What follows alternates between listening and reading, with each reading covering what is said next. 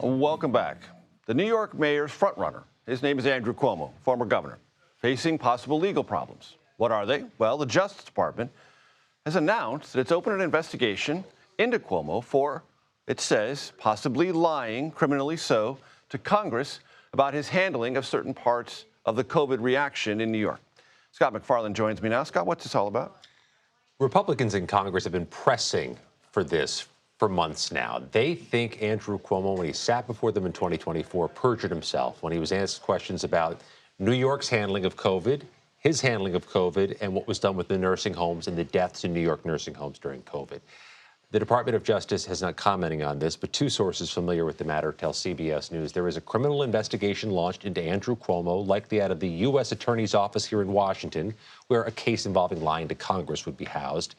We know this about the U.S. Attorney's Office in Washington. The prior interim U.S. attorney, the prior top prosecutor, publicly discussed inquiries into Democratic officials, a break from protocol. He talked about an investigation into Chuck Schumer that went nowhere, an investigation into a congressman from California. It would be of that pattern to talk publicly about an investigation of the former governor of New York. What did Cuomo tell Congress, and has he said anything about this news thus far? Yeah, through a spokesperson, he says that this is news to him, that he hadn't been notified about an investigation. There hadn't been subpoenas. His spokesperson calls this lawfare and election interference politically motivated because he is a frontrunner for the Democratic nomination for mayor of New York City, not an insignificant post. And the connective tissue between this whole investigation and what happened with Eric Adams, a competitor in that race, somebody whose case was dismissed at one point, the administration says, because the mayor can be helpful with immigration initiatives in New York,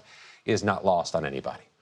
When you say not lost on anyone, what do you mean? I think this is going to be relevant in the campaign in New York. I think this may come up. In fact, it looks like Andrew Cuomo is already galvanizing potentially for some advertisements or some fundraising initiatives based on this being the subject of a Trump administration investigation. I tell you, that may be a silver bullet politically in a Democratic primary in New York. And the underlying issue is, what did Andrew Cuomo do right or wrong during COVID with nursing homes? That is something that the Republicans in Congress, back when he testified, were curious about.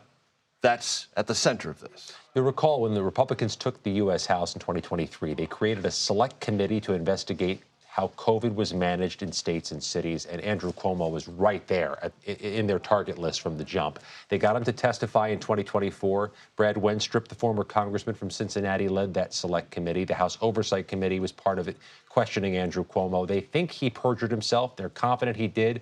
Suspect he would unequivocally deny those allegations, but for now we're hearing from his spokesman that this is all election-motivated political stuff. And most of the Republicans' interest in that committee was for how Democratic leaders handled the response to COVID, if I recall correctly. Yeah, right after COVID, the Democrats had the U.S. House. They created their own select committee to investigate what the Trump administration did or didn't do. When Republicans got it back, they flipped the paradigm, looking into things like mask mandates, vaccine mandates, and Democratic governors and mayors. Gnawing over COVID and all of its political implications, and this might be the latest iteration of that. Scott MacFarlane, always a pleasure, sir. Thank you. Thank you.